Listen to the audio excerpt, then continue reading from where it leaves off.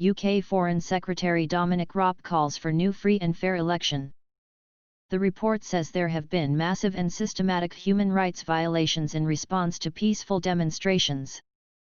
The UK's Foreign Secretary has called for new elections to be held in Belarus following the publication of an independent report into August's contested vote. In a statement, Dominic Raab said, "We pushed for this independent investigation and it has exposed the fraud at the heart of the presidential elections and the despicable actions taken by Lukashenko's regime to suppress the Belarusian people." The Foreign Office said the report found August's election had been falsified and that it exposed the extent of human rights violations committed by President Alexander Lukashenko. It comes after police in Belarus fired stun grenades to disperse protesters ahead of a nationwide strike called by opposition leader Svetlana Tikhanovskaya last week. Advertisement. Ms. Tikhanovskaya, who is in exile in neighboring Lithuania, had previously set out a people's ultimatum for President Lukashenko to step down.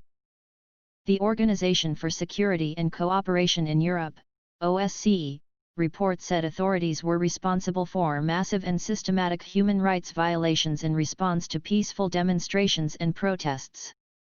No one has been held accountable in what the report described as a climate of impunity in the country in which the freedom of the media and the safety of journalists are under sustained attack by the Belarusian regime, it said.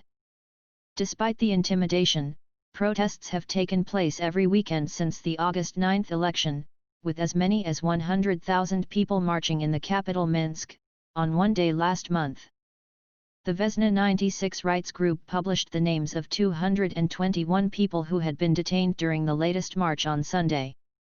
Mr. Lukashenko, who has described protesters as rats, and refuses to quit, has ruled Belarus for more than 25 years. The US, EU, UK and Canada have all imposed sanctions on the Lukashenko regime since the election.